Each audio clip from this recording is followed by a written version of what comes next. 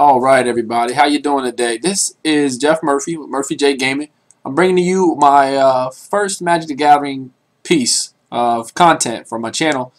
Today we'll be doing a deck tech on Modern Tezzerator. It's a deck based around Tezzeret, Agent of Bolas.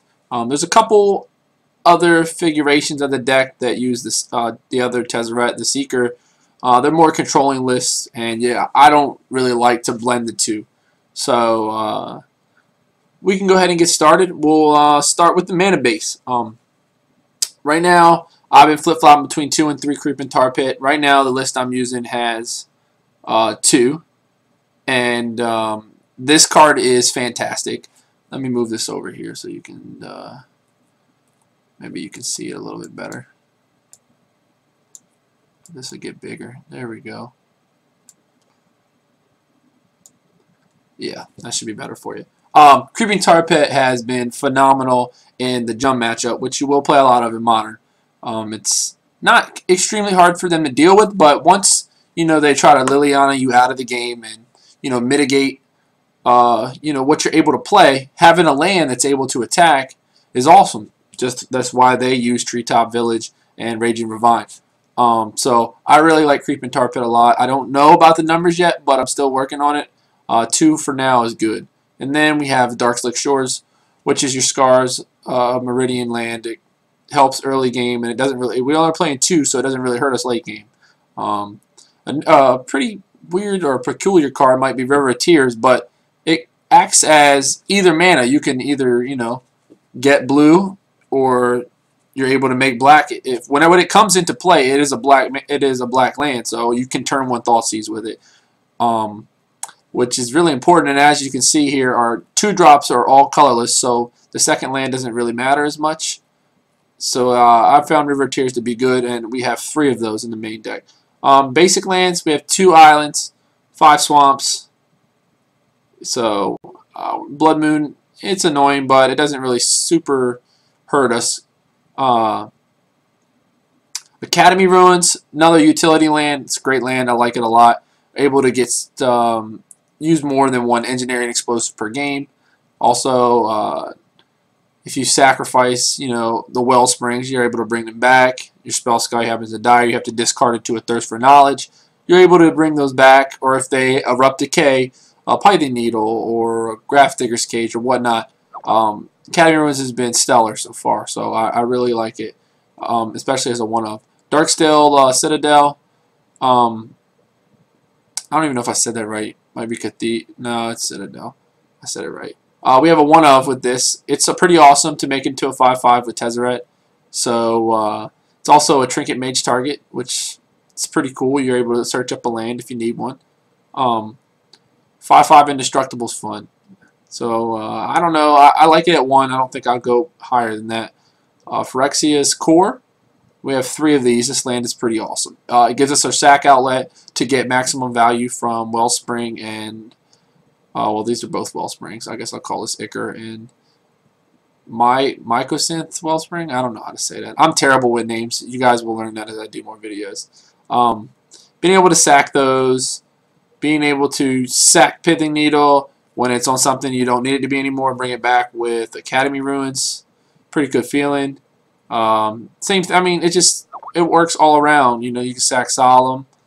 You can bring back engineering. Excuse me. Bring back Wurmcoil Engines. I mean, it's a lot of fun, and we play 3 of these because it's pretty vital to what we want to do. And then we have 3 Tectonic Edge, which, as a utility land, it's great. It's able to destroy the red-green decks, the Tron decks, I should say, Karn. Keeping them off their land, and it also is very, very good against Jund, able to blow up treetop villages as well as Raging Ravines. Alright, we'll go to our 1-drops. Thoughtseize, 4 Thoughteize. This card's good. Everyone knows that. Playing a standard right now, modern format is just as good. Able to pay 1 black mana and take your opponent's best card or whatever, your combo piece. It's definitely good, and you need to play these because combo is a real thing. Splinter Twin and or whatnot. So being able to snatch things out of their hand is good. And here is our Trinket Mage package, part of it, added on with the Darksteel Citadel. Executioner's Capsule. It's like a Doomblade artifact sort of deal. You can play it and it can turn into a 5/5 with Tez, or you can blow up a non-black creature. Works well getting rid of Tarmogoyfs. Can't kill Bobs or... oh, excuse me. I need to drink of water. Can't kill Bobs or Deathrite Shamans, but that's okay. Grafdigger's Cage is in here for the Reanimator style decks with the Gregorio's Vengeance or whatnot and Burial Rites shenanigans. Pithing Needle has been phenomenal. It's good against Jund. It's good against anything. Anything with walkers or lands that are able to animate and do things. So I really like that. On to the 2s. We play 3 Wellsprings. These allow you to draw a card. It's just kind of a cycler, kind of a, you know, not really a filler, but it does make the deck run a lot smoother. And the other Wellspring, this one lets you get a land. And if we sack these with core, we get added value. So they're pretty awesome. Spellskite is another, you know, utility card. Very awesome. 0/4 can hold off Bobs and some smaller Tarmogoyfs before they get out of hand. Also, it protects against combo, which is important. And then we play 4 Talisman of Dominance, which are kind of, you know, to help our mana. We only play 22 lands, so it's... This, I haven't really had a lot of mana problems so far. I might go up to 23. I don't know yet. So, 2 R3s, which are our only blue spells besides Tezzeret. We run 2 Trinket Mage. This card has been awesome. It allows us to, you know, only run a couple one-ofs in the deck and allows us to search them up and get them when we need them. As for Treasure Mage, it's like Wurmcoil number 3 and Spine of Ish Sah number 2. Being able to, you know, not have to play an extra one so it doesn't get clunky, we're able to play a Treasure Mage and dig whenever we need to. Plus the full art one looks pretty sweet. And then we play 2 Thirst of Knowledge, which are awesome instant speed draw spells. And it's been pretty good for me at 2. I don't know if I would run 3 or go down to 1. I really like that number right now. Next up is the 4 drops. Solemn I ain't even gonna go there. I can't talk today, so we're just gonna call him Solemn. I don't have matching Solemns. Bad me. Very, very bad. But this card is a good catch-all kind of value type card. He allows you to get a basic, and it also, when he dies, you draw a card. So at 4, he kind of fits that spot.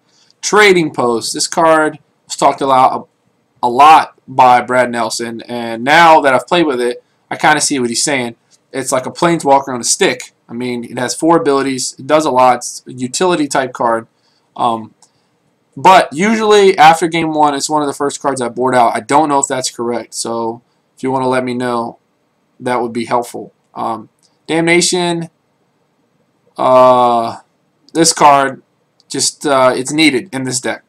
We'll just say that, because Affinity will run rampant, or any big zoo deck. You need to have something to be able to sweep the board, and this is the card to do it. A lot of people have talked about Infest, but it doesn't really have the same type of ability. And our namesake card, one of the most awesome looking Planeswalkers to ever be made, Tezzeret, Agent of Bolas himself. He is the engine that makes the deck run. He's one of the win cons with his -4, which is I have won plenty of games with. I really enjoy playing him a lot. He's one of my favorite Planeswalkers of all time, which is why I went ahead and put the deck together. And we don't have any 5-drops, so we'll go to 6 with the 2 Wurmcoil Engines, which don't match either. But they are alternate win conditions for us. And Spine of Ish Sah is a card that we need in blue-black. It hits enchantments, you know, things we can't really deal with blue-black. So this card is pretty awesome. And if you sack it, it comes back to your hand. You can start blowing up stuff even more. And as for Engineered Explosives, this card is phenomenal. It does a lot of different things. We can only Sunburst it for 2 in this deck, which sucks, but it does take out, we can take out tokens with it. We can take out Deathrite Shamans, which are running rampant in the format. We can take out Tarmogoyf and Bobs with it. So, card is really good. If I could get another one in the deck, I would love to. It's just been really good, and it's part of Trinket Mage package. And then we have our sideboard. We have another Tech Edge to bring these in against, you know, more controlling matchups where I want to hit my land drops. And I also like to bring it in against Jund. I drop a Phyrexian score for it usually. But having access to 4 tech edges is awesome when they have lands that can do stuff. The rest comes in, obviously, against combo. Helps out a lot. Just gives you, ups your discard spells to 6. So I enjoy that. Disfigure seems to be a little odd maybe, but this card is sweet. It kills Deathrite Shaman. It kills Bob. Takes out a lot of early affinity guys, the Overseer. It's a kind of a catch-all card, especially Goblin Guide or whatever you playing against in Zoo. But I might cut this down to 2 instead of 3. I don't know yet. But so far it hasn't been terrible, especially in the Jund matchup when I bring it in. Static Rebuttal. Oh, that's not even static. I don't know how to say it. Whatever. This card comes in against combo because we'll have a counter spell. So, I mean, it does its job. It's a basic counter spell really for 3, or it's usually for 2. We have this many artifacts. But it definitely catches a lot of decks off guard. Damnations 3 and 4 come in a lot. I bring them in against Jund. I bring them in against Big Zoo. Any tokens, any decks that are trying to formulate an army and have a ton of creatures out, you want to bring these in. So that's basic knowledge anyway. Chalice of the Void, another one of my favorite cards. And it happens to be an artifact, so it works well with Tez. But having this in the deck, it helps out a lot. It allows you to, you can play it on 3 against combo. It keeps Deceiver Exarch and Pestermite off the field. You can play it on 2 against, excuse me, play it on 2 against Jund. You'll keep Ancient Grudge, Tarmogoyf Bob. It's just a all-around card. I mean, it's very good. It also can hurt you. As you see, we have a fair number of 2-drops, but that's okay. If you usually have most of those in play whenever you need to go dig for your Void. This card I have not boarded in that much, and I'm not really sure what matchups I should use it in, but I'm pretty sure this is good against combo decks when you're able to bounce, you know, the Splinter Twin target or whatnot, or bounce Pyromaster's Ascension, is that what it's called? But it's not a terrible terrible card. I just haven't brought it in yet. I've played about 20 matches with the deck, so we'll see. I might have to cut that down as well to add a couple more utility artifacts. And last but not least, Spellskite number 3. He comes in a ton of matchups. He's a good sized body, and being able to change the target of spells is awesome. It protects against burn, lightning bolts, which is burn, but lightning bolts and Jund, of course. The Pestermite, Deceiver Exarch combos, like he's an all-around, you know, type card as I talked about earlier. So this is the deck that I'm playing right now in Modern. I'm thinking about taking it to Richmond. I'm not 100% sold yet. I played against a couple decks that I really like, and I might try to build. But some notable cards that aren't included. I had a lot of people ask me where Nile Spellbomb was. That goes in and out of the deck. I'm not sure if that's what I want, or Grafdigger's Cage or whatnot, but it has been in the deck. Snaring Bridge, a lot of people talk about that.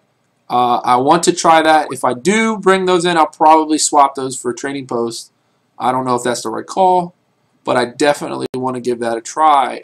So many people have told me to play those, that they're very good, and you just sit behind Tezzeret and just milk away their life with his ultimate. So, also, I had a couple people tell me Oblivion Stone might be a good addition.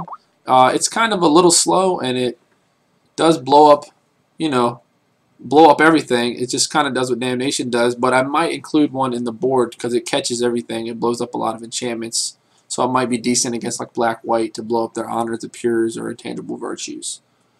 So, this is Tezzerator. I hope you guys enjoyed it. This is my first deck tech, so it's probably going to be horrible. But if you want to go ahead and leave any comments down below, anything you think I should change in the deck, I will appreciate it. I love doing this. I really enjoy bringing to you different types of decks and talking about them. I'm not a deck doctor or, you know, a brewer by any means, but I like to look at other people's lists. So if you have any cool ideas, let me know. You can hit me up on Skype at Murphy J Gaming, or you can comment below. I also have Twitter at Murphy J Gaming, or Facebook, which is also Murphy J Gaming. Everything's the same around here. So thanks for checking it out. I appreciate it. I'll be bringing you more Magic content. Not sure the next video I'll get up, but I'll definitely bring you more stuff. So take care, guys. Thanks again. Peace.